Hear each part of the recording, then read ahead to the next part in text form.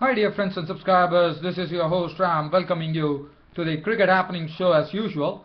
And we are looking at yesterday's match. In this particular thing, as you know, the semi-finals up tomorrow. We are going to have the semi-finals between Pakistan and Sri Lanka.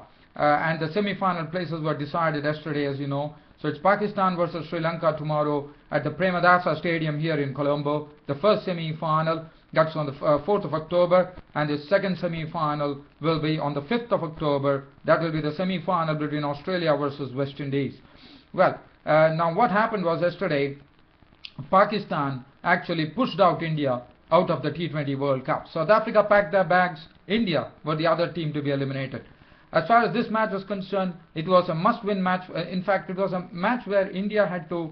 South Africa made 152 for 6, which I talked about yesterday in my YouTube broadcast. And South Africa, yesterday we had a great game of cricket. Even though India were pushed out of the T20 World Cup, they couldn't restrict South Africa to 121. But what India did best was take part in a very, very exciting match. It went down to the wire with L. Balaji actually clean bowling Morning Markle when just one run was required to level the scores and then probably go for a win. But unfortunately, that didn't happen. And in the L. Balaji with the last ball of the not the last but penultimate ball of the 20th over cleaned up Morning Markle stumps for 6, and Morning Markle was gone because Morning Markle had just hit a 6 in that previous. Probably the previous delivery on that particular over, and that was something that Balaji did best. But it was a great match to watch. The person who played well was Faf du Plessis. He was the man of the match, no doubt about it. His fielding, in fact, the man of the match went to Yuvraj Singh. So, that was something which probably came as a surprise, even though he hit 21 of 15 balls with 1 4 and 2 sixes, and with the ball he took 2 for 23. Well, but I would have rather been tempted to give the man of the match to Faf du Plessis, even though he was on the losing side, because I thought that was the innings which really gave the momentum to the South African innings, because all the other players had lost their wickets to Pathan and Zahir Khan and Yuvraj Singh, but Faf du Plessis came in and thrashed 65 runs in very quick time. In fact, he was showing that what was missing, that why, as you know, Richard Levy was persisted with, but then they took the opportunity to Faf du Plessis, give Faf du Plessis a chance in this T20 World Cup. This was his first match, and he made it count. 65 of just 38 deliveries, 6 fours and 2 sixes. The match went on interesting. Zahir Khan came in and dealt some blows. Behardine was gone for 13. Robin Pietersen was bowled by Khan for 10. Khan was the one who really gave those, started making those inroads by picking up the wicket of Behardine and Pietersen. And then it became all the more difficult with the tailenders coming in. Dale Steyn was there, Botha was there, but they couldn't. Ashwin took the wickets, Balaji took the wickets. There was something, wickets started falling, and 151 was the final score. In fact, Balaji was hit for a 6 on the very first ball of that 19th over, and one would have thought, but the only thing was the match was definitely going down to the wire, because it's only one wicket and some runs to get in the tailenders, so it was pretty exciting, and it went down to a 1-run victory. In the final, in the final analysis, India prevailed, but even though India were pushed out, I thought this was a great exhibition for the 2020 World Cup.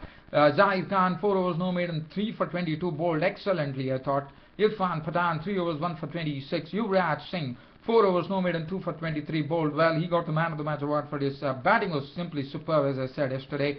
Rohit Sharma bowled 1 over for 13. Ashwin, 4 overs, 1 for 27. And Balaji was a bit costly, but he was among the wickets, and he also took that crucial last wicket to give India victory. 3.5 overs no maiden, 3 for 37.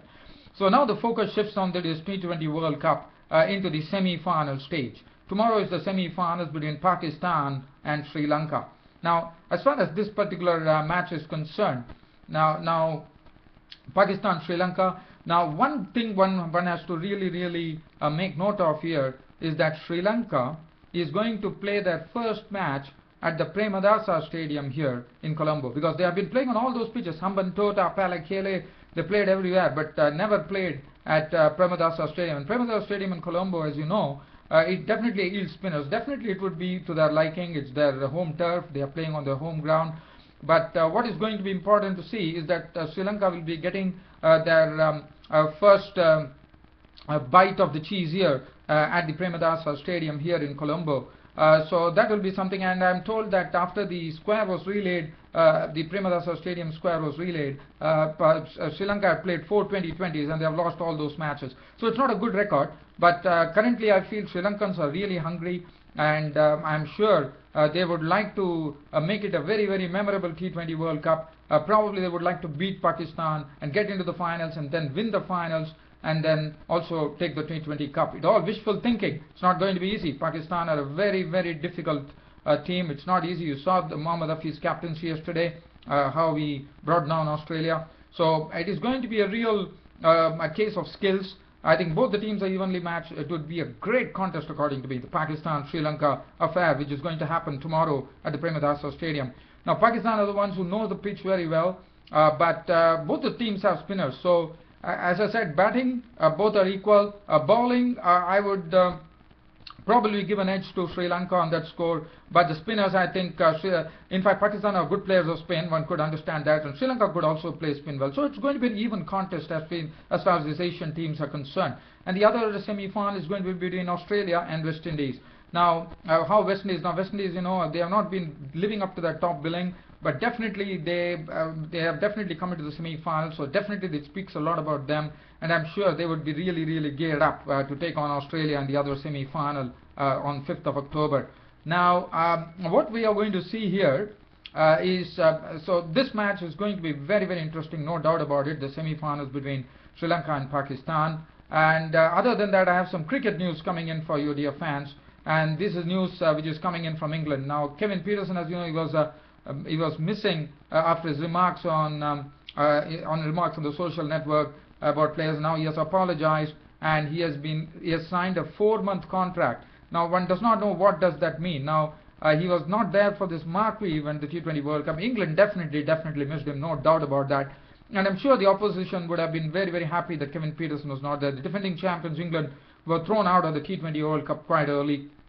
And I'm sure Pietersen has signed a 4-month contract now, and whether that is something which says that Kevin Pietersen would be touring India or not, one does not know. But as far as this is concerned right now, the news coming in is very good news, and I'm very happy for Kevin Pietersen. He has signed a 4-month contract with the English Cricket Board, and that's great.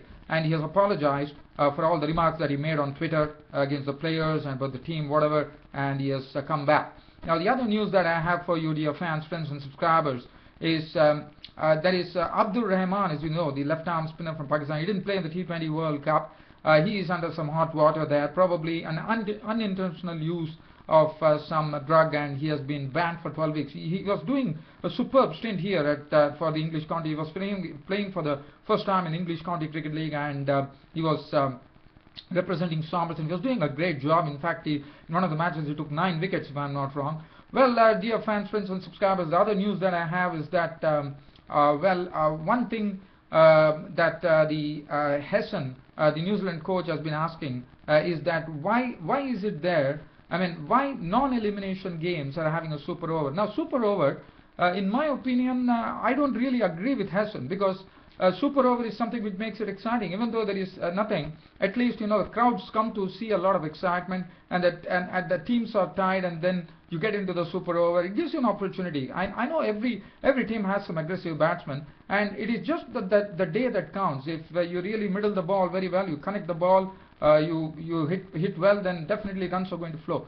But what I don't understand is Hessen probably is not happy with that, because there was a non-elimination game. He's questioning why there has been a super over. I think super overs should be there, because it brings a lot of excitement. Even everyone is excited when the super over is going on, because first of all, you get double excitement according to me. The first excitement is when the teams are tied, and then you get into the super over. Why not? I think it should be there, whether it is elimination game or non-elimination game. It should be standard. Once the teams are tied, it should be a super over. I think that's a good way to go. I really don't agree with John Hessen, the New Zealand coach. But anyway, he has his own ways. Well, this is how I think about it. And the other thing other news that I would like to tell you, dear fans.